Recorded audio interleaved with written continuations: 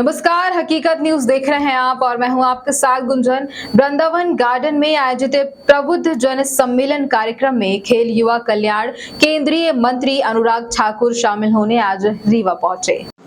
सैनिक school helipad में उतरे केंद्रीय मंत्री का सैनिक स्कूल के कैडेट ने स्वागत किया, जिसके बाद वो वृंदावन गार्डन में आयोजित कार्यक्रम में शामिल हुए।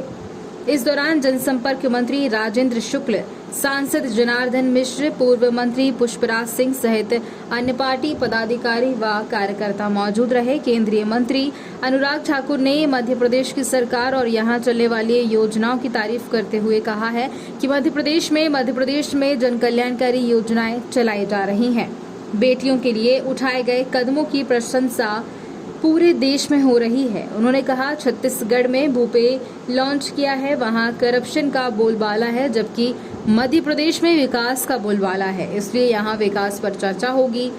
अनुराग ठाकुर ने कहा कि देश में सबसे बड़ा नेटवर्क आकाशवाणी का है, सबसे पुराना भी है।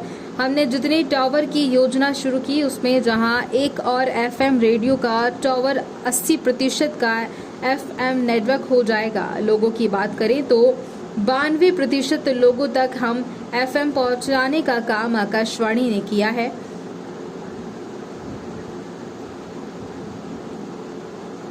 जहां तक आप BSNL की बात करते हैं तो जंगल और ट्रेवल नक्सली इलाकों में भारत सरकार ने हजारों टावर्स की मंजूरी दी है, जिसमें लगभग 9,000 करोड़ रुपए खर्च होगा।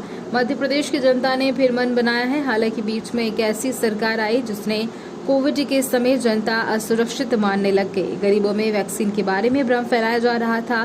फिर एक बार भारतीय जनता पार्टी को जनता ने मौका दिया, जिसके बाद वैक्सीन भी लगाई गई, राशन की व्यवस्था कराई गई। जहां कांग्रेस की सरकार है, छत्तीसगढ़ में भी राशन में 5,000 करोड़ का घोटाला उसमें भी कराए गए हैं। कांग्रेस की सरकार आती है तो बहु बेटियां असुरक्षित हो जाती हैं। मध्य प्रदेश में भाजपा की सरकार आने से सुरक्षा का वातावरण बना हुआ है। किसानों की खेतों तक पानी पहुंच गया है और देश के सबसे ज्यादा विकास दर अगर कृषि की कही है तो मध्य प्रदेश की है।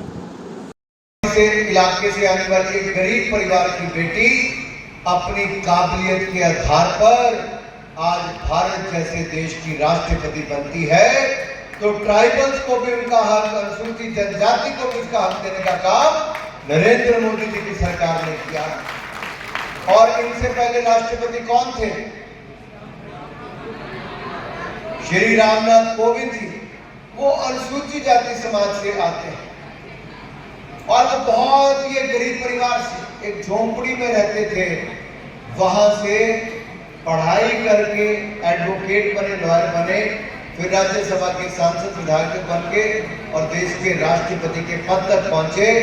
ये तभी संभव हो पाया जब भारतीय जनता पार्टी की सरकारें आई तो अनुसूचित जाति और अनुसूचित जनजाति को भी इसका हक दिया है। और आज देश के प्रधानमंत्री भी नरेंद्र मोदी जी पिछड़ा समाज से आते हैं, ओबीसी समाज से आते हैं, और वो भी गरीब परिवार से आकर।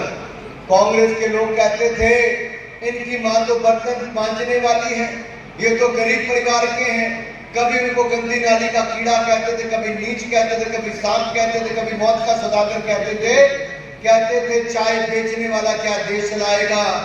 लेकिन हिंदुस्तान की महान जनता ने बता दिया कि देश बेचने वाली कांग्रेस नहीं चलेगी, ईमानदार चाय बेचने वाला मोदी चल सकता है।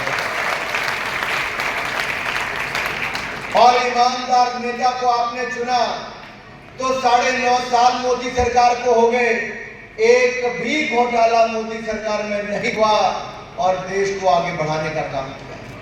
मैं 2 मिनट में, सुनिए, 2 मिनटों में आपको पता चलेगा क्या फर्क पड़ा। और उसका सबसे बड़े लाभ लेने वालों में से मध्य प्रदेश है। देश में 2014 तक 7 IIT और 7 IIM थे, आज 16 और 14 हो गए। देश में 620 मेडिकल कॉलेज 2014 तक थे, 9 वर्षों में 700 से ज्यादा नए मेडिकल कॉलेज खोल दिए। आज गरीब का बच्चा भी डॉक्टर बनने का सपना पूरा कर सकता है। देश में गिने चुने नर्सिंग कॉलेज थे, हमने सैकड़ों नर्सिंग कॉलेज खोल दिए और अभी पिछले साल 170 और नए नर्सिंग कॉलेज को मंजूरी दे दी। देश में केवल 7 एम्स थे, हमने 22 एम्स खोल दिए ये केवल 9 वर्षों में करने का काम किया। देश में आधा किलोमीटर मेट्रो बनती थी, आज लगभग 1.5 किलोमीटर से ज्यादा बनती है। देश में केवल 5 जिलों में मेट्रो थी, आज 22 जिलों में हो गई। यही नहीं, देश में केवल 74 एयरपोर्ट थे, हमने 9 सालों में 75 नए एयरपोर्ट बना दिए हैं। देश में जितनी रेलवे लाइन है वो सारी रेलवे लाइन को इलेक्ट्रिफिकेशन करने का काम मात्र 9 सालों में मोदी सरकार। मुझसे पहले के वक्ताओं ने मध्य प्रदेश की हालत आज से 21 वर्ष पहले कैसी थी उसके ऊपर आपका थोड़ा सा ध्यान जरूर डाला है। और मैं यही नहीं कहूंगा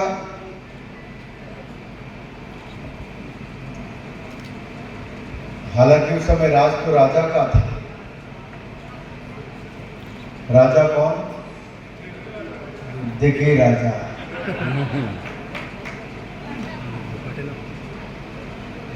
अंधेर नगरी, अंधेर नगरी दिघी राजा के समय यही था, अंधेर नगरी। और ऐसी हालत कर दी थी मध्य प्रदेश की कि बीमारू राज्य हमारे मध्य प्रदेश को कहा जाता था। अब मैं ये तो मेरे युवा साथी भी समझते हैं बीमारू का मतलब क्या होता है। समझना और उस समय की स्थिति को जानने में बहुत अंतर है। इस चुनाव में एक बहुत बड़ी जिम्मेदारी 35 वर्ष से ज्यादा की आयु वाले व्यक्तियों के ऊपर है कि वो अपने 18 साल से 35 वर्ष की आयु के जितने युवा साथी हैं अपने अपने घरों में शाम को भोजन के समय आधा घंटा पहले बैठकर को बताएं कि क्या असुरक्षा थी, क्या गुंडागर्दी थी, कैसे बढ़ता अपराध था मध्य प्रदेश में। अंधेर नगरी चौपट राजा का हाल और बड़ी मुश्किल से उससे मुक्ति पाई थी। 2002 के बाद आज तक एक के बाद दूसरा चुनाव जब भी आया मध्य प्रदेश की जनता ने बहुत जिम्मेदारी के साथ एक ईमानदार और विकास करने वाली सरकार चुनी, भारतीय जनता पार्टी की सरकार को चुना। और आदरणीय राजेंद्र शुक्ल जी ने मुझसे पहले बताया कि कैसे पिछले इन 20 वर्षों में मध्य प्रदेश में प्रति व्यक्ति आय कैसे बढ़ी और उसका बढ़ने का कारण क्या है मेरे युवा साथियों। 2002 में सरकार का बजट था मात्र 23,000 करोड़ रुपया, आज बढ़कर हो गया है 3,14,000 करोड़ रुपया। कितने गुना बढ़ा, जरा हिसाब लगाया किसी ने?